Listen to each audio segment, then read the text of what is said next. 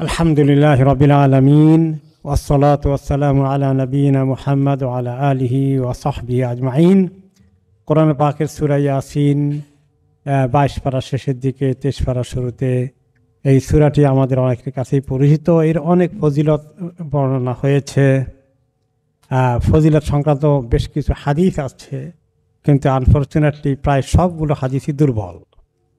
একটা হাদিসের ব্যাপারে কেউ কেউ বলেছেন যে আমল করা যেতে পারে, বাকি একটার উপরেও সহিহ হিসাবে প্রমাণিত হওয়ার কোনো কারণ নেই, কোনো সুযোগ নেই। তার মধ্যে দিয়ে একটা পড়ি আমি, আপনারা অনেকেই পড়েছেন, অনেকেই শুনেছেন, ওয়াজও শুনেছেন, ফজিলত শুনেছেন এই সূরার। যেমন একটি হাদিস এসেছে তিরমিজিতে যে ইন্না লিকুল্লি শাইইন কালবান, সব জিনিসেরই দিল আছে, অন্তর আছে। ওয়াকালবুল কোরআন ইয়াসিন, কোরআনের কলব অন্তর হচ্ছে ইয়াসিন। ওমান করা ইয়াসিন, আর যে ব্যক্তি ইয়াসিন সূরা তেলাওয়াত করে, কাতাবাল্লাহু লাহু বিকিরাআতিহা কিরাআতাল কোরআনি 10 মাররাত, এই সূরা পড়ার কারণে, একটি সূরা পড়ার কারণে আল্লাহ তাআলা তাকে 10 বার কোরআন শরীফ পুরোটা খতম করার সওয়াব দান করেন। আলহামদুলিল্লাহ তো বলছেন, হাদিস তো সহিহ না। এখন যদি সূরা ইয়াসিন পড়লে 10 বার পুরো কোরআন পড়ার তেলাওয়াতের সমান সওয়াব হয়ে যায়, তো 30 পারা এত কষ্ট করে পড়া দরকার কি? তো এই ফজিলতের হাদিসের মধ্যে এত আজগুবি কথা আছে যেগুলো আসলে আমি বলেছি অনেক সময়। আচ্ছা, এই ফজিলতের হাদিস আবিষ্কার হয় কেন? কে আবিষ্কার করেন সহিহ না হইলে এগুলো? আমি নাম ভুলে গিয়েছি, একজন আলেম মার্কা মানুষই, কিন্তু যিনি সহিহ এলেমের তুলনায় ওয়াজ নসিহত মানুষকে দিনের দিকে ডাকার কাজ ভালোই করেন, কিন্তু এলেম কালামের সহিহ জিনিসের চেক করার সুযোগ সুবিধা কম পূর্ব জামানার। তো ওই লোকে কি করেছে, প্রত্যেকটি সূরার এগেইনস্টে তার কাছে অনেক হাদিস আছে। তো এই এত হাদিস পাওয়া গেলে কথা, যখন ভালো আলেমদের কাছে খবর আসলো, তাকে ধরে নিয়ে আসলেন যে তুমি বলো তো এই সমস্ত এত যে লেখছ, প্রত্যেকটি সূরার এগেইনস্টে এত ফজিলত, এত ফজিলত, এগুলো কোথায় পেলে তুমি? আমি সব নিজে বানিয়ে লিখছি। কেন? আমি দেখলাম যে মানুষ খালি ফিকহের কিতাব পড়ে, খালি ফিকহ পড়ে, ওই কোরআন শরীফ পড়ে না বেশি। তো মানুষকে উৎসাহিত করার জন্য তা আমি একটা ভালো একটা নিয়তে এই কাজ করেছি, যাতে করে তারা এত ফজিলত শুনে প্রত্যেকেই খুব পড়ার চেষ্টা করে, কোরআন বেশি করে। তো তিনি বললেন, আচ্ছা আপনাদের কাছে উদ্দেশ্যটা তো খুব ভালো মনে হয়, শুধু উদ্দেশ্য ঠিক হলেই হবে? তো ওলামা কেরাম বললেন, তুমি জানো না একটা হাদিস যে রাসূলুল্লাহ সাল্লাল্লাহু আলাইহি ওয়াসাল্লাম বলে গেছেন, মান কাযাবা আলাইয়া মুতাআম্মিদান ফালিয়াতাবাওয়া মাকআদাহু মিনান নার, যে ব্যক্তি ইচ্ছাকৃত নিজে কোনো হাদিস রচনা করে বলে আমি বলেছি, সেই জন্য জাহান্নামে তার ঠিকানা খুঁজে বের করে। এ হাদিস শুনো নাই? বলে শুনছি তো। তাহলে কেমনি করলাম? বলে উনি তো বলছে কাযাবা আলাইয়া। তো কাযাবা আলাইয়া আর কাযাবা লাহু গ্রামারের দিক থেকে দুটো শব্দ আছে, দুটো স্টাইল আছে, তারা একটু আরবি ভাষা বুঝেন। মানে আপনি যদি কাযাবা লাহু বলেন বা আমার পক্ষে বলেন, কাযাবা লি, আমার পক্ষে মিথ্যা বানিয়েছে, এটার একটা অর্থ হয়। এটা হলো আমার বিপক্ষে মিথ্যা বানিয়েছে। তো তিনি হাদিসে যেটা বলেছেন কাযাবা আলাইয়া, লিয়া আলাইয়া, তো আলা দ্বারা বোঝায় যে যেটা ওনার বিরুদ্ধে যায়, আর লিয়া যেটা হয় ওটা ওনার পক্ষে যায়। তা আমি তো আল্লাহ নবীর পক্ষে বানাইছি, মানে উনি তো পছন্দ করবেন লোকেরা বেশি কোরআন শরীফ পড়লে, ওনার তো ভালো লাগবে, বা ওনার উম্মত বেশি কোরআন শরীফ পড়ছে, এটা তো ভালো খবর। তো এটা ওনার বিপক্ষে যাওয়ার কথা, ওনার পক্ষে যাওয়ার কথা। কেমন লাগছে ব্যাখ্যাটা? এই আকল খরচ করে হাদিস তৈরি করার দায়িত্ব উম্মতকে দিয়ে গেছেন রাসূলুল্লাহ সাল্লাল্লাহু আলাইহি ওয়াসাল্লাম। আর বেশি বেশি মানুষ আসবে, বেশি লোককে নিয়ে আসা যাবে, খালি বেশি। আল্লাহ তাআলা বেশির কথা বলছেন, লিয়াবলুয়াকুম আইয়ুকুম আহসানু আমালা, তিনি তোমাদেরকে এই দুনিয়া পাঠিয়েছেন এই পরীক্ষা করে দেখবেন কে সবচেয়ে সুন্দর আমল নিয়ে আসে, সবচেয়ে উত্তম আমল নিয়ে আসে, সবচেয়ে ভালো আমল নিয়ে আসে। এটা কোন সূরার মধ্যে? সূরাল মুলকে। সূরা মুলকের 2 নম্বর আয়াতে। তো এই সূরার মধ্যে যে সবচেয়ে সুন্দর আমল, ভালো আমল নিয়ে আসবে, এই ভালো আমলটা তো বাংলা তর্জমা করলাম, কিন্তু ভালো বলতে কি এর ব্যাখ্যা লাগবে। কোরআন বোঝার জন্য তাফসির লাগে কিনা? লাগবে। এখন তাফসিরে আছে যে আহসানু আমালা, সুন্দর আমল, ভালো আমল কি, এর ব্যাখ্যা কি, এর সংজ্ঞা কি। সেখানে সমস্ত মুফাসসিরিন উল্লেখ করেছেন। ফুদাইল ইবনে আয়াদ রহমতুল্লাহ আলাইহি বলেছেন যে আই আখলাসুহু ওয়া আসওয়াবুহু। আহসানু আমালার তাফসির হচ্ছে যে আমলে ইখলাস বেশি আছে, আর যে আমলটা সওয়াব, সা দিয়া বললে সওয়াব মানে নেকি, আর সোয়াদ দিয়ে বললে সোয়াদ ওয়া আলিফ বা সওয়াব, আরবিতে এর অর্থ হচ্ছে সহি তরিকা। সহি তরিকা কোথায় পাওয়া যাবে? নবী করিম সাল্লাল্লাহু আলাইহি ওয়াসাল্লামের সুন্নতের মধ্যে পাওয়া যাবে। কাজেই সুন্নত পরিপন্থী হয়ে ইখলাস না থাকলে, এই দুটো শর্ত না থাকলে, দুটোর একটা না থাকলেও সে আমল আল্লাহ তাআলার কাছে কবুল হবে না। তাহলে আমল কবুল হওয়ার জন্য দুটো শর্ত, একটা ইখলাস, 2 নম্বরে সহি তরিকা, সহি সুন্নত তরিকা, হাদিসের তরিকা অনুযায়ী যেন মিলে। কোরআনের কথাগুলো মৌলিক কথা, এগুলার ব্যাখ্যাটা পাওয়া যাবে হাদিসের মধ্যে, ব্যাখ্যা পাওয়া যাবে তাফসিরের মধ্যে। তো এই যে যেটা বলছিলাম, ওই লোক যখন বললো লোকদেরকে বেশি করে দিনমুখী করার জন্য, কোরআন পড়ার জন্য আমি অনেকগুলো সূরার ফজিলত আবিষ্কার করেছি, কিন্তু এটা তার নিয়তটা খারাপ ছিল না ভালো ছিল? নিয়ত ভালো ছিল। তরিকাটা কি ছিল? তরিকা রং। তাহলে ইসলামে যে কোনো কাজের উদ্যোগ নেবেন আপনি, আপনার বেশি, অনেক বেশি করব এইটা থাকবে না, কোয়ালিটি যেটা আল্লাহ পছন্দ করেন সেটা বেশি থাকবে? কবুল যদি না হয়, আমি বিশাল কিছু করে ফেলে কোনো লাভ নাই, এটা বেকার যাবে সব। আরও কিছু দুর্বল হাদিস শুনি সূরা ইয়াসিনের ব্যাপারে। যেমন এসেছে আরেকটা হাদিসে, মান কারা ইয়াসিন ফি লাইলাতিন আসবাহা মাগফুরান লাহু, যে ব্যক্তি কোনো রাতে সূরা ইয়াসিন পড়ে সে সকালবেলা উঠবে তার গুনাহ মাফ হয়ে গেছে। তো এটার ব্যাপারে কেউ কেউ বলেছেন যে একটু সহি হওয়ার সম্ভাবনা আছে, কিন্তু মেজরিটিরা সেটা অ্যাগ্রি করেননি। এরপরে কোন কোন হাদিসে এসেছে যে ইকরাউহা আলা মাউতাকুম, তোমরা এই সূরাকে তোমাদের যারা মৃত্যুসজ্জায় শায়িত তাদের কাছে পড়ে শোনাও। এটা আমাদের দেশে অনেক মাশহুর আছে, অনেক প্র্যাকটিস এটা হয়ে আসছে। ওকে, তো এই জন্য এইটা যে আছে এইরকম। এখন ফজিলতের কোনো হাদিস যদি থাকে, এটা যদি দয়ীফ হয়, দয়ীফ হাদিস অনুযায়ী আমল করা যায় কি না, দুর্বল হাদিস অনুযায়ী আমল করা যায় কি না, এটা নিয়ে লম্বা চূড়ার বিশ্লেষণ, ডিসকাশন হয়েছে ওলামাদের মধ্যে। মুহাদ্দিসিনে কেরাম, ফুকাহে কেরাম আলোচনা করেছেন। তার মধ্যে আমি সামারি যদি নিয়ে আসি, সারমর্ম, সেটা হচ্ছে যে কোনো কোনো দয়ীফ হাদিস অনুযায়ী আমল করা যায়, কোনো কোনো দয়ীফ হাদিস অনুযায়ী আমল করা যায় শর্ত সাপেক্ষে। শর্তগুলো কি? 1 নম্বর হলো দাঈফান শাদীদান যেন না হয়, খুব বেশি দুর্বল যেন না হয়, একটু কম দুর্বলতা আছে। যে হাদিসে কম দুর্বল কেমনি হয়, বেশি দুর্বল কেমনি হয়, কেমনি বুঝবেন? এগুলোর জন্য তো মনে করেন যে অনেক মুহাদ্দিস হওয়া লাগে, অনেক তাহকিক করা লাগে। তবুও যতটুকু আমরা এই লেভেলের লোকেরা তো আর বুঝবো না যে কোনটা দয়ীফ, কিন্তু যদি কোনো কোনো আলেম বলে যে এই দয়ীফটা আছে, এটা মোটামুটি খুব দুর্বল না, একটু দুর্বলতা আছে, আমল করার মতো। কিন্তু আরও শর্ত আছে, খালি এইটাই না, শর্ত 3টা থেকে 4টা, যে খুব বেশি দুর্বল হবে না। 2 নম্বর হলো যে এটা শরীয়তের হালাল হারামের কোনো হুকুম নিয়ে আসবে না, কোনো মৌলিক প্রিন্সিপাল আলোচনা করে না, বরঞ্চ একটু জাস্ট ফজিলত, এই আমলটা করলে এই ফজিলত হয়। হারাম হালাল আকীদা এই জাতীয় কোনো জিনিসের জন্য এই হাদিস ব্যবহার করা যাবে না, করলে সওয়াব আছে, এরকম কোনো যদি আমল থাকে সেটা কনসিডারেবল। 5 নম্বর গেল। 2 নম্বর গেল।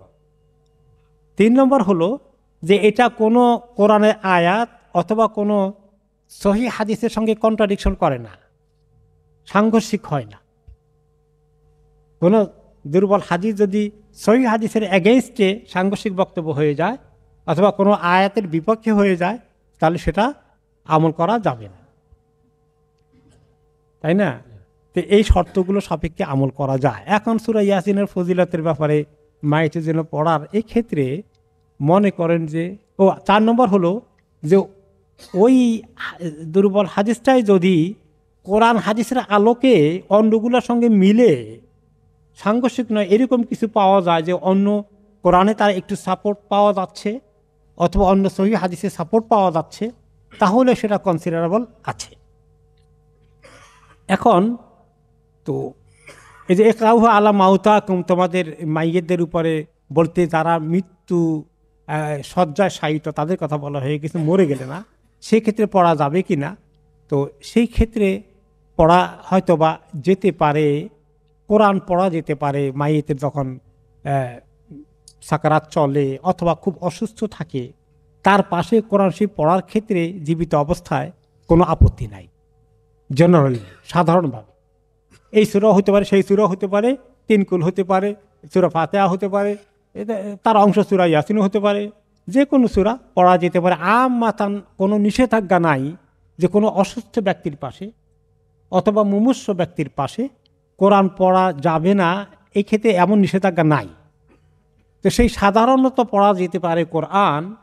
এবং নবী করিম সাল্লাল্লাহু আলাইহি সাল্লাম অসুস্থ হয়ে গেলে উনি নিজে তিনকুল পড়তেন, মা আয়েশাকে বলতেন আমাকে তিনকুল পড়ে ফু দাও। তো এতে বোঝা গেল যে কোরআন পড়ার ক্ষেত্রে কোনো আপত্তি নেই। এইটাকে যদি প্রিন্সিপাল আমরা নেই, সেই হিসাবে যদি সূরা অন্য সূরা পড়া যায় তাহলে ইয়াসিনও পড়া যাবে, সূরা ফাতিহাও পড়া যাবে, অন্য সূরাও পড়া যাবে। তো এইটা এই সেন্সে কেউ পড়তে চাইলে ঠিক আছে। তাছাড়া সাকারাতুল মৌতের সময় শয়তান খুব ঘুরঘুর করে এসে, কারণ একটা লোককে মরার আগে তাকে যদি কাফের বানিয়ে মারানো যায় তাহলে শয়তানের বিশাল কামিয়াবি। সে মৃত্যুর সময় বলে যে তুমি তো এতদিন বিশ্বাস করলা তোমার রব আছে, এত নামাজ পড়লা, কোনোদিন দেখছো? বলে জীবনে তো দেখি নাই। তো এখন যে একটা না দেখে একটা অবাস্তব কল্প কাহিনী নিয়ে মরবা, তার সে কিচ্ছু নাই, তোমার সাদা দিলে তুমি মরে যাও, তুমি সেফ থাকলা। যেটা আছে এরকম একটা আজগুবি খবর, তুমি জানো না কিছু, সেটা এটা একটা অন্ধবিশ্বাস হয়ে গেল। তার দরকার কি? প্লেন মাইন্ডে মরে যাও, যুক্তি নিয়ে আসবে। যুক্তি, শয়তান হলো যুক্তির ওস্তাদ। মানে বলা হয় যে যারা কোরআন হাদিসের পরিবর্তে যুক্তি, ইন্টেলেকচুয়াল ডিসকাশন, মানুষের কাছে বুদ্ধিমত্তা খাটিয়ে তত্ত্ব বাইর করে, এরা শয়তানের অনুসারী। কারণ কি? তত্ত্ব বাইর করেছিল আল্লাহর হুকুমের বিরুদ্ধে সর্বপ্রথম কে? ইবলিস। কি বলেছিল? আল্লাহ তাআলা বলেছে যে তাকে সেজদা করা, সে কি বলল? সুবহানাল্লাহ, খালাকতানি, খালাকতাহু মিন তুরাব খালাকতানি মিন নূর, যে তুমি আমাকে নূর দেয়া বা আমাকে আগুন দিয়ে তৈরি করেছো, খালাকতিনি মিন নার। যে হাদিসে এসেছে যে খুলিকাতিল জান্নু মিনান নার, জিন জাতি শয়তান তার অন্তর্ভুক্ত, তাদেরকে আগুন দিয়ে বানানো হয়েছে। খুলিকা আদম মিন তুরাব, আর আদমকে মাটি দিয়ে তৈরি করা হয়েছে। তার দৃষ্টিতে মাটি হলো নিচের জিনিস আর আগুন উপরের দিকে যায়। রেসিজম, তার তার তার যুক্তি হলো যে সে হায়ার পজিশনে আছে। তো সে বলল যে তার যুক্তি হলো যে আমি তো তাকে সেজদা করার উপযুক্ত না, আমার কোয়ালিটি তার থেকে হায়ার। এটা হলো তার আকল, তার যুক্তি, তার বুদ্ধি, তার লজিক। তো সে লজিককে গ্রহণ করলো, আর আল্লাহর হুকুমটা হলো তার প্রতি যেটা, সেটাকে অমান্য করলো। তো এই জন্য অনেকেই যারা যুক্তিবাদী, যারা এই ধরনের লজিক বেস চিন্তাভাবনা করে, কোরআন হাদিস কি বলেছে সেটার তুলনায় তাদের ইন্টেলেকচুয়াল ক্যাপাসিটি অনেক হায়ার মনে করে, এরা এদের মধ্যে গোমরাহি চলে আসবে, তারা ইবলিসের ফলোয়ার হয়ে যাবে এক সময়। তো কাজেই এখন সোজা কথা হলো সামারি, যে যদি কেউ কোরআন শরীফ তেলাওয়াত করে কারো এই অসুস্থ অবস্থায়, সাকারাতের অবস্থায়, এর আগে, দ্যাটস ফাইন। এটা মানুষকে কিছু পিস দেয়, শয়তান দূর করে, কোরআন শেফা, এই নিয়তে পড়তে পারি আমরা, অসুবিধা নেই। কিন্তু যখন তার ইন্তেকাল হয়ে যায়, তারপরে আর এভাবে গোল হয়ে চারপাশে আর পড়া যাবে না। এইটা পড়ে বেশি মানুষে। আবার তার রুহতে চলে গেছে, তার বডি তো মাটিতে চলে যাওয়ার কাছে, বডিতে কিচ্ছু নাই এখানে। কথা বুঝতে পেরেছেন? এখন এই বডিটা, এটা মাটির অংশ, মাটি খেয়ে ফেলবে এটাকে, আর এটা বেদাত। এই সময় আর কোনো তেলাওয়াত করা যাবে না। আপনি যদি তেলাওয়াত করতে চান প্রিয়জনের জন্য, আপনার ইবাদত হবে আপনি অন্য কোনো রুমে গিয়ে আপনি কোরআন তেলাওয়াত করেন, আপনি দোয়া করেন, আপনি ইস্তেগফার করেন, আপনি যে কোনো ইবাদত করেন, করে বাবার জন্য মায়ের জন্য দোয়া করেন, ওগুলো ঠিক আছে। কিন্তু ওনার পাশে বসে বসে কোরআন শরীফ তেলাওয়াত করা, এইটা করা যাবে না, খবরদার, এটা নিষেধ। যে রুমে মারা গেছে ওই রুমে পড়ে, ওরা চতুর্পাশে বসে পড়ে সবাই, এরকম করে। অনেকেই মনে করে অনেক ফজিলতের কাজ করছে, কোরআন পড়ছে, অসুবিধা কি, বাধা দেন কেন? এই যুক্তি চলে আসলো। তো আপনি নিজে আপনার ইবাদত করবেন। এই যে কোরআন পড়বেন, আপনি নিজের ইবাদত করছেন, নিজের ইবাদত করে আল্লাহর কাছে দোয়া করলে সে দোয়াটা কবুল হবে। তো আপনারা প্ল্যান করেন যে আমি একটা খতম করব, আল্লাহ তাআলা যেন খতম করার পরে বাবার জন্য মায়ের জন্য দোয়া করব যেন কবুল করেন, এইভাবে করতে পারি। আবার এই খতমের মধ্যে আরেক সিলসিলা শুরু হয়ে গেছে, এখন কিছু কমছে, বেশ কিছু আগে দেখেছিলাম অমুক মারা গেছে, অনলাইনে আসতেছে যে প্রত্যেকে এক পাড়া করে কে কে পড়বেন। হ্যাঁ, সবাই বলে যে হ্যাঁ আমরা এক পাড়া করতেছি, মানে এক ধরনের চাঁদাবাজির মতো হয়ে গেছে আর কি। তো এভাবে করতেছে। আর একটা চাঁদাবাজি শুরু হয়ে গেছে, অমুক মারা গেছে, তার জন্য একটা কল্যাণ ফান্ড করা হবে তার নিয়তে, কে কে দান করবেন দান করেন।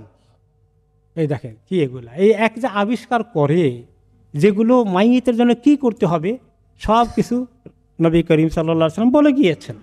একটা নতুন খুব ভালো, অসুবিধা কি, সবাই মিলে আমরা, আমাদের দেশে তো এখনও মিয়া সাহেবদেরকে ডাকে, ইমামদেরকে নিয়ে ডেকে নিয়ে, আরে আমাকে তো আমার ওস্তাদ নিয়ে গেছিলো ছোটোকালে অনেক জায়গায়, মাইয়িত মারা গিয়েছে আমার মাদ্রাসার ওস্তাদ নিয়ে গেছে, পড়ছি কত জায়গায়, 10 জনকে নিত, একজন 3 পারা করে পড়বে।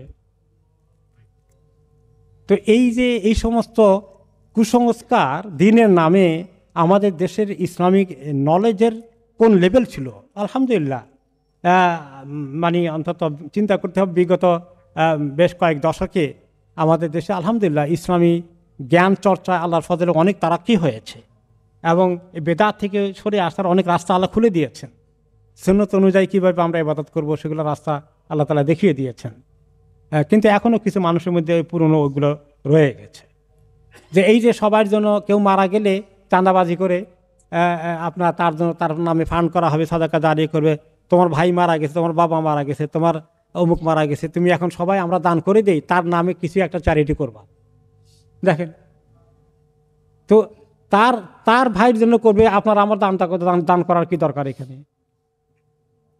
তুমি নিজে তোমার প্রিয়জনের জন্য করো, তা কিছু আল্লাহ তৌফিক দিয়েছেন। সবাই থেকে দান নিয়ে বড় কিছু করলে এটা তো তার দান হয় নাই, তোমারও দান হয় নাই, আরেকজনের দান হয়েছে, সে আরেকজনের দান তো আল্লাহ আরেকজনকে দেবে। এখানে তো তোমার নিজের জন্য হয় যদি আমি নিজের ভাইয়ের জন্য, নিজের বাবার জন্য, নিজের মায়ের জন্য করলাম, সেটা এই কারণে আল্লাহ তাআলা আমাদেরকে সেই সুযোগ দিয়েছেন। কিন্তু অন্যদেরকে ডেকে এনে তাদেরকে আমার অমুকের জন্য করানোর জন্য এরকম চিন্তা ভাবনা করা, এগুলো নতুন নতুন ফর্মুলা আবিষ্কার করে মানুষ বলে বাধা দান করা, খুব সুন্দর একটা কাজ হয়ে গেছে। কাজ হওয়ার জন্য কয়টা শর্ত? 2টো শর্ত, যে আল্লাহর জন্য ইখলাসের সাথে, 2 নম্বর সহিহ তরিকা হাদিসের মধ্যে সাহাবায়ে কেরাম, আইমা জিন্দেগি, ইমাম আবু হানিফা, ইমাম শাফি রহমতুল্লাহ আলাইহিরা, ওনারা এই জাতীয় কোনো ফর্মুলা বাইর করে গেছেন, দেখে গেছেন। এর মধ্যে যখন পড়ে না, তাহলে নতুন করে আখেরি জমানে যেগুলো আবিষ্কার হয়েছে, থ্রো দিস অ্যাওয়ে, এগুলো সব ফেলে দেন, এগুলোর সঙ্গে শরীয়তের কোনো সম্পর্ক নাই। এই মোটামুটি আলহামদুলিল্লাহ সূরা ইয়াসিনের ফজিলত সংক্রান্ত হাদিসগুলো আলোচনা করতে গিয়ে আমরা বেশ কিছু ইনফরমেশন আসলো। আল্লাহ তাআলা এগুলোকে আমাদেরকে আমল করার তৌফিক দান করুন। আমরা এখন সূরা ইয়াসিনে চলে যাই। শুরু হয়েছে ইয়াসিন। ইয়াসিন শব্দের অর্থ কি? বিভিন্ন তাফসীরে কিছু কথাবার্তা আসছে, একটার পিছনে কোনো মজবুত দলিল নাই, বরঞ্চ এগুলো হচ্ছে হরুফ মুকাত্তাআত, মনে আছে? আলিফ লাম মিম, ইয়াসিন, কাফ হা ইয়া আইন সদ, এরকম যে কাটা অক্ষরগুলো আছে, এগুলা হচ্ছে ওই আরবদের কাছে প্রমাণ পেশ করতে, যে দেখো তোমরা যে বলো নবী মুহাম্মদ সাল্লাল্লাহু আলাইহি ওয়াসাল্লাম কোরআন বানাই তারপরে বলে আমার কাছে অমুক সূরা নাজিল হয়েছে, তো সে কোনো কথা বলার সময় কি আলিফ লাম মিম দিয়ে শুরু করে? নবী মুহাম্মদ কোনো কথা বলতে কি বলে কাফ নুন এরকম কিছু বলে না।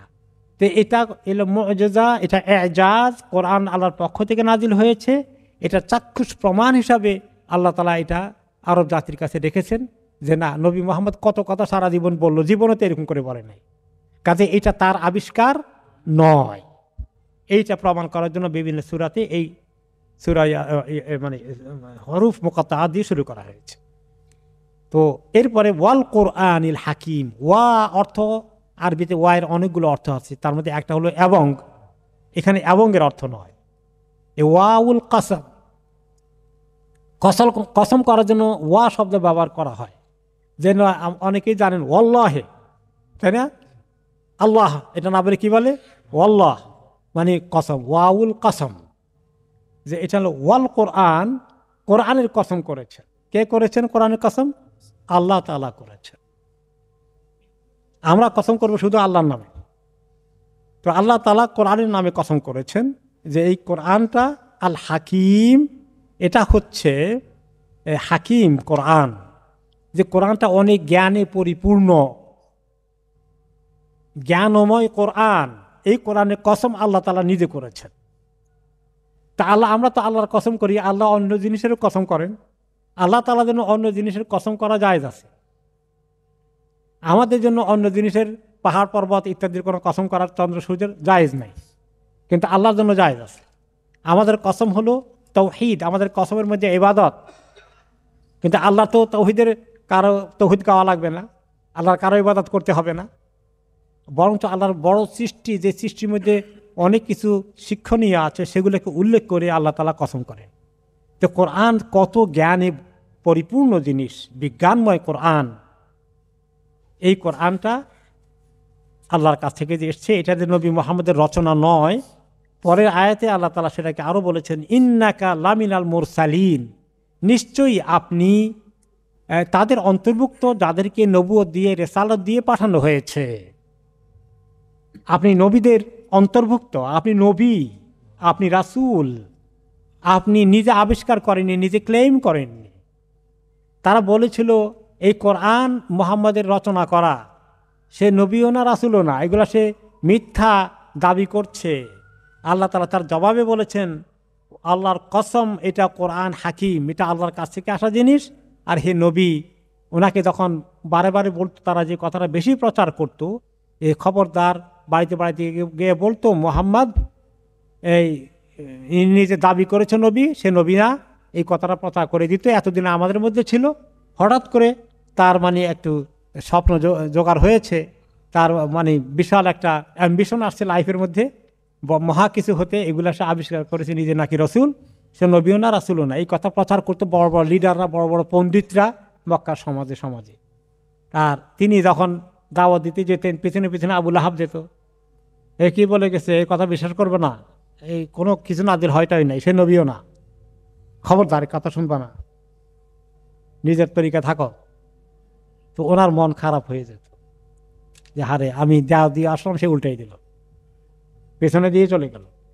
তো আল্লাহ তাআলা ওনাকে কনফার্ম করলেন যে আপনি যে নবী রাসূল, আপনি যে ওহী দিয়ে পাঠানো হয়েছে, এই ব্যাপারে কোনো সন্দেহ নাই। আল্লাহ তাআলা ওনাকে মানে আবার ওনাকে সাপোর্ট করছেন বা ওনাকে মজবুত করার জন্য বলছেন, আপনি কোনো দুশ্চিন্তা করবেন না, আপনি অবশ্যই লামিনাল মুরসালিন, তাকে নিশ্চয়ই নিশ্চয়ই আপনি অন্যতম রাসূল যাকে আল্লাহ পছন্দ করেছেন, এবং আপনি তো আছেন কত ভালো রাস্তায়, আলা সিরাতি মুস্তাকিম, আপনি তো এক সঠিক পথের উপরে আছেন,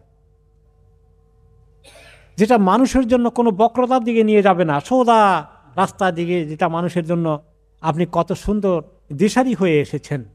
তাকে আপনার সেই লোকটাকে তা বলে ভণ্ড, মিথ্যা নবী দাবিদার। আপনি যে সিরাত মুস্তাকিমের উপরে আছেন। আপনার তো এই কথাগুলো যখন নাজিল হতো বারে বারে, তখন ওনার মনের ভিতরে আরেকটু সাহস হতো এবং তিনি কনফিডেন্স ফিরে পেতেন। তানজিলাল আজিজির রহিম, এই কোরআন তারা বলে আপনি বানিয়েছেন, অথচ আমি আল্লাহ বলছি এটা নাজিল হয়েছে, নাজিল করা হয়েছে সেই মহাশক্তিশালী যিনি আজিজ, যিনি সবচেয়ে বড় শক্তির অধিকারী, যার সম্মান সবচেয়ে বেশি, যার ক্ষমতা সবার উপরে, সে আল্লাহ। এবং যিনি রাহিম, যিনি সবচেয়ে বড় দয়ালু, মানব জাতিকে গোমরাহি থেকে, পথভ্রষ্টতা থেকে রক্ষা করার জন্যে সেই আল্লাহ আপনার উসিলায় মানুষকে দিনের দিকে আনার জন্যে কি দয়া করেছেন মানব জাতির প্রতি, তারা সেটা চিন্তা করা দরকার যে আল্লাহ হচ্ছেন আজিজ এবং রাহিম। যেমন তার শক্তি রয়েছে তেমন তিনি দয়ালুও। সেই আল্লাহর পক্ষ থেকেই এই কোরআন আপনার প্রতি নাজিল হয়েছে। এই কথাগুলো ওনার জন্য যেমন ওনার মনকে মজবুত করবে, তেমনি আল্লাহর পক্ষ থেকে বারে বারে আসার অর্থ হচ্ছে এই কথাগুলো যখন ছড়িয়ে যাবে তখন অন্যরা মনে করবে যে আল্লাহ তো ওনাকে আবারও কনফার্ম করছেন। কেন তারা যারা বাতিলপন্থীরা বিরূপ সমালোচনা করে তার মোকাবিলায় এই কথাগুলো আবার ছড়িয়ে যেত, সেটাও ওনার জন্য দাওয়াতি কাজের ক্ষেত্রে আর একটু সুযোগ করে দিত। কেন আপনাকে এই কোরআন পাঠিয়েছি, পরের আয়াতে আল্লাহ তাআলা বলছেন লিতুনযিরা কওমান মা উনযিরা আবাউহুম, আপনি ওদেরকে সাবধান করুন, সতর্ক করুন, দাওয়াত দিন যাদের পিতা দাদা পূর্বপুরুষরা ইতিমধ্যেই তাদের কাছে কোনো নবী রাসূল আসেনি। মক্কাবাসীর কাছে তাদের সময় নবী রাসূল সর্বশেষ কে ছিলেন তাদের এলাকায়? ইব্রাহিম আলাইহিস সালাম, তারপরে ইসমাইল আলাইহিস সালাম পর্যন্ত। তারপর অনেক লম্বা গ্যাপ হয়েছে। অন্যান্য নবী আসছেন ফিলিস্তিন, বিভিন্ন অন্যান্য মিশর, অন্যান্য এলাকায়, কিন্তু এই জায়গায় আর আসেনি, এই জমিনে মক্কায় যেখানে তিনি দাওয়াত দিচ্ছিলেন। যে তাদের বাপদাদার কাছে এটার কোনো আর নবী আসেনি। ওই না আসা লোকদের কাছে আমি আপনাকে পাঠালাম। ফাহুম গাফিলুন, না আসার কারণে তারা গাফিল হয়ে আছে, তারা বিমুখ হয়ে আছে আল্লাহ থেকে। আল্লাহকে বাদ দিয়ে তারা কত মূর্তির পিছনে ছুটছে, এদেরকে সতর্ক করার জন্য আমি এই কোরআন আপনাকে পাঠিয়েছি। লাকাদ হাক্কাল কাউলু আলা আকসারিহিম ফাহুম লা ইউমিনুন, তাদের অনেকেই প্রতি আল্লাহর কথা হয়ে গেল কি যে তারা ঈমান আনবে না। এটা তাদের অনেকের ক্ষেত্রেই প্রমাণিত হয়ে গেল। আবু জাহাল, আবু লাহাবেরা সবাই এই ঈমান থেকে দূরে থাকলো। আল্লাহ তাআলা বলেছিলেন যে এরা অনেকেই অধিক দুশমনী করার কারণে আল্লাহ তাআলা বলে দিয়েছেন তাদের দিলের মধ্যে খাতামাল্লাহু আলা কুলুবিহিম, যে এদের প্রতি আল্লাহর সিল হয়ে গেছে, ফাইনাল কথা হয়ে গেছে, এদের কপালে হিদায়াত নাই। এগুলো যখন আপনার দুশমনী করে, হিদায়াত গ্রহণ করে না, তাদের কপালে জুটবে না। আপনি যত ব্যাখ্যাই করুন, যত ভালো করেই বুঝান, সিরাতের মধ্যে আপনারা শুনেছেন, তখন সর্বপ্রথম ওনার প্রতি নাজিল হয়ে গেল ও আনজির আশিরাতাকাল আকরাবিন। সূরা ইকরা নাজিল হওয়ার পরে অনেক পরে এক গ্যাপ দিয়ে আল্লাহ তাআলা প্রথম দাওয়াতি কাজ করার জন্য হুকুম দিলেন যে আপনার যারা ঘনিষ্ঠ আত্মীয় স্বজন আছে তাদেরকে আগে দাওয়াত দেন। নবী করিম সাল্লাল্লাহু আলাইহি ওয়াসাল্লাম খাদিজা রাদিয়াল্লাহু আনহাকে কনভিন্স করে বিরাট জিয়াফতের আয়োজন করলেন, সিরাতের মধ্যে শুনেছেন। আবু জাহল, আবু লাহাব থেকে শুরু করে চাচাই তো তারা, এরকম বড় বড় নাম করা কোরাইশ বংশের যে সাব বংশ আছে, উপবংশ আছে, এদের লিডারগুলোকে সবগুলোকে ডাকলেন, ভালো করে খাওয়ালেন। খাওয়াই তখন বললেন যে সবাই তো আসছেন, আমি খুশি হয়েছি, খাওয়া দাওয়া করেছেন। আল্লাহ তাআলা আপনাদের সবাইকে উদ্ধার করার জন্য আমাকে আল্লাহ এই কোরআন নাজিল করেছেন এবং আমাকে দাওয়াত দিতে বলেছেন। তখন আবু লাহাব কি বলছিল, সাফা পাহাড় পরে যখন ডাক দিয়েছিল তখন আবার একই কথা বলেছে। সে কিভাবে দুশমনী করেছে, তাব্বান লাকা সাইরাল ইয়াউম, সারাদিন তোমার প্রতি অভিসম্পাদ নাজিল হোক, কি বুঝলেন আজে বাজে কথা নিয়ে আসছো আমাদেরকে শোনাতে। তো এইভাবে তারা রিয়াকশন দেখালো। তিনি হতাশ হয়ে গেলেন, এত সুন্দর করে আমার চাচা পর্যায়ের লোকদেরকে আমি কত তার আদর তারা আমাকে করতো। নবী মুহাম্মদ সাল্লাল্লাহু আলাইহি ওয়াসাল্লাম নবুয়তের আগে সবচেয়ে প্রিয়জন ছিলেন না? ওই হাজারে আসওয়াদ সরানোর জন্য কাকে চুজ করেছিলেন?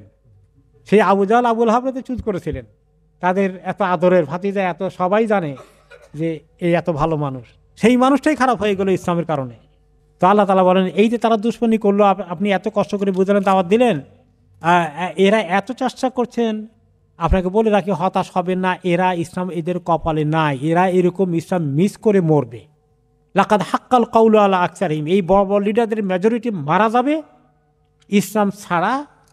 আল্লাহ তাআলা পক্ষ থেকে আল্লাহ এটা সিল মেরে দিয়েছেন, খাতামাল্লাহু আলা কুলুবিহিম হয়ে গেছে, ফাহুম লা ইউমিনুন, এরা ঈমান আনবে না। আপনার ঈমান আনার বহু লোক আছে, অন্যদের পিছনে সময় দেন, আর সময় নষ্ট করেন না এদের পিছনে। এই জন্য যারা মহাপণ্ডিত হয়ে বসে আছে আমাদের সমাজে, বাংলাদেশের সমাজে, মহাপণ্ডিতেরা ইসলাম তাদের কাছে ভালো লাগে, ইসলাম তাদের গায়ের জ্বালা। নাস্তিকতাবাদী যারা আছে, নাস্তিকগুলো ইসলাম দেখলেই তাদের গায়ে জ্বালা শুরু হয়ে যায়। তারা যত দলই থাকে সব এক হয়ে যায় ইসলামের খবর আসলেই। এই একই জিনিস মক্কার আবু জাহল আবুল হাবদের ছিল। তো আল্লাহ তাআলা কোরআন দিয়েছেন যে তিনি মহাশক্তিশালী, কিন্তু তিনি রাহিম, তিনি দয়ালু। একটু আগে যেটা আসলো, কারণ তিনি মোমেনদের প্রতি এমন ভারী কোনো জিনিস দেননি যে তাদের জন্য অসম্ভব হয়ে যাবে। তবে একটু কষ্ট করে দিনকে আমল করতে হবে, মাঝে মাঝে পরীক্ষা হবে, রোজা রাখতে হবে, কিছু কষ্ট আছে, কিন্তু এই কষ্ট থেকে আমাদেরকে শাস্তি দেওয়ার জন্য আল্লাহ তাআলা দিয়েছেন। এই কষ্ট আমাদেরকে জান্নাতের নিয়ামতে পৌঁছানোর জন্য দিয়েছেন। যে সে বাচ্চারা লেখাপড়া করতে চায় না, কি করে? খেলাধুলা করবে, গন্ডগোল করবে, কার্টুন নিয়ে বসে থাকবে। কিন্তু সে তো ভালো লেখাপড়া করে, সে স্টার পাবে। এখন কোনো বাচ্চারা আছে এগুলো পড়তেই চায় না, খালি তাদের ওই হাতের মধ্যে কি আছে, ডিভাইস আছে, মোবাইল আছে, এটা সেটা আছে, ওগুলো নিয়ে বসে থাকে। এখন মা বাবা বুঝায়, রে বাবা এগুলো বাদ দাও, পরীক্ষা লেখাপড়া করো, ভালো রেজাল্ট করবা। মা বাবা যত বুঝায় তত তাদের কষ্ট লাগে, আমরা এত আনন্দের মধ্যে আছি, খালি বাধা দেয়। আর আমরা সুখের মধ্যে আছি, আমাদেরকে কষ্টের মধ্যে নিয়ে ফেলায়। তো আল্লাহ তাআলা আমাদেরকে কষ্ট করে যে দিনের আমল করান, এটা আমাদের এই কষ্টটা কি আসলে আল্লাহ তাআলা কষ্টের জন্যই করান? রাহিম, অনেক বড় দয়ালু, জাহান্নামের আগুন থেকে বাঁচানোর জন্য তিনি আমাদেরকে এই দিনের আহকামগুলো দিয়েছেন, রেস্ট্রিকশন দিয়েছেন, পর্দা পশিদার কথা বলেছেন, হালাল হারামের কথা বলেছেন। অনেকে ব্যবসা করতে গিয়ে বলে যে আল্লাহ কি হালাল ব্যবসা কেমন করবে, এখানেও হারাম, এখানে হারাম, কোন দিকে যাই? দুনিয়াটা রেস্ট্রিক্টেড, এটা ঠিক। আর দুনিয়া সেজনুল মুমিন ও জান্নাতুল কাফির। দুনিয়াটা মুমিনের জন্য মনে হয় না কিছুটা জেলখানার মতো, কারাগারের মতো, রেস্ট্রিকশন অনেক কিছু আছে, সব স্বাধীনতা নাই। আর কাফেরের জন্য কোনো অসুবিধা নাই, সে যেটা করতে চায় সেটাই করতে পারে। তো এই কাফের সেটা করতে পারে, এটা তার জন্য খুব সুখবর নাকি? মুমিনের কষ্ট হলো জেলখানা, এটা কি তার জন্য দুঃখের খবর? সুবহানাল্লাহ, এটা তার জন্য অনেক বড় কল্যাণ নিয়ে আসছে। কত বড় কল্যাণ! জাহান্নাম থেকে আল্লাহ বাঁচিয়ে দিলে, জান্নাতে পৌঁছে দিলে, সুবহানাল্লাহ। আর যে আরাম আয়েশ করতে গিয়ে হারাম হালালের বাজ বিচার করলো, টাকা পয়সা সব উজাড় করে ফেললো, সেই ব্যক্তির কি মজা লাগছে অল্প কয়েকদিন দুনিয়াতে, তারপরে কোথায় যাচ্ছে? ফিনারে জাহান্নাম। আল্লাহুম্মা আজিরনা মিনান নার। তাহলে আল্লাহ আমাদের প্রতি রাহিম, সেই জন্যই তিনি এই কোরআন দিয়েছেন, হাদিস দিয়েছেন।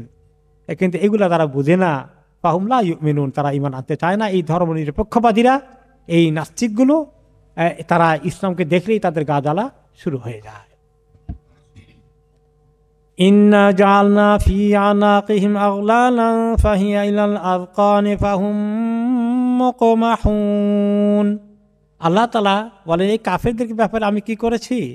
তাদের অবস্থা, মানসিক অবস্থা বোঝার জন্য আল্লাহ তাআলা একটা শারীরিক অবস্থা তুলে ধরেছেন, যে আমি তাদের গলার মধ্যে হাতটা এনে বেঁধে দিয়েছি, যেটা তাদের একেবারে এভাবে করে গলার মধ্যে আটকানো আছে, ঘাড় পর্যন্ত এমনে করে দিয়ে যদি বন্দি করে রাখা, পেঁচিয়ে রাখা হয়, যে ফাহুম মুকমাহুন, তাদের মাথা নিচুর দিকে চাইলে মাথাটা উপরে উঠাতে পারে না। ঠিক এই আমাকে দেখেন, এইভাবে করে রেখে দিয়েছি।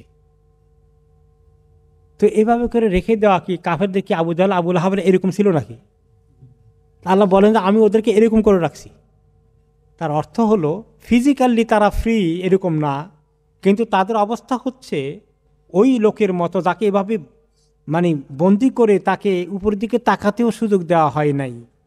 এরা একটু চোখ খুলে দেখে না, এরা এদের বিবেককে ইউজ করে না, তারা অন্ধকার এই গলির মধ্যেই বসবাস করে, তারা দুনিয়ার আলো দেখতে চায় না, মাথাটা উঠেই দেখে না যে সূর্য উঠে গেছে, আল্লাহর নূর এসে গেছে, ইসলাম এসে গেছে।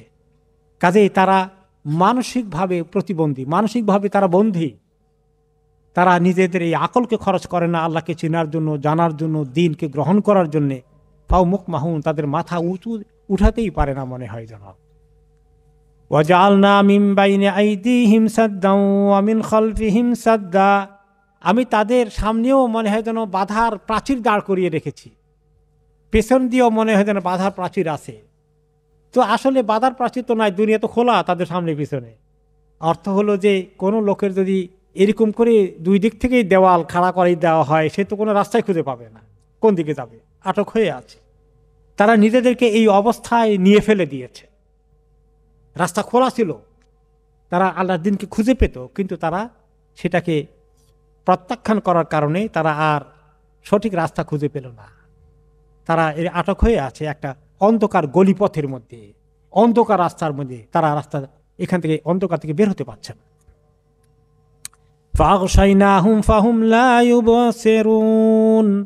মনে হয় আমি তাদের চোখকে অন্ধ করে দিয়েছি, চোখ দিয়ে তারা মনে হয় দেখতেই পায় না, তারা দেখতে না, তারা রাস্তা দেখে না। রাস্তা না দেখলে মানুষ কি কোনখান দিয়ে হাঁটবে? উল্টা পাল্টা গর্তের দিকে যাবে, পাহাড়ের ভিতরে যাবে, না কোন জায়গায় গাছের লোক ধাক্কা খেয়ে মরবে, না গাড়ির নিচে পড়বে। লাইবসিরুন, তারা দেখে না। এটা কিন্তু এই বস্তুগত রাস্তা নয়। কি রাস্তা? এটা হলো হেদায়েতের রাস্তা। তারা চোখে দেখে না, আল্লাহকে তারা খুঁজে পায় না, আল্লাহর কোনো নিশানাই তারা দেখে না। ওয়াসাওয়াউন আলাইহিম আনযারতাহুম আম লাম তুনযিরহুম লা ইউমিনুন। হে নবী, আপনি কত কষ্ট করছেন আমি তো দেখি। আপনি তাদেরকে খুব ভালো করে সাবধান করেন, বুঝান, দাওয়াত দেন আর না দেন, এরা ঈমান আনবে না। ওই কথা খতামাল্লাহু আলা কুলুবিহিম। ইন্নামা তুনযিরু মান ইত্তাবা'a যিকরা ওয়া খাশিয়ার রাহমানা বিল গায়ব।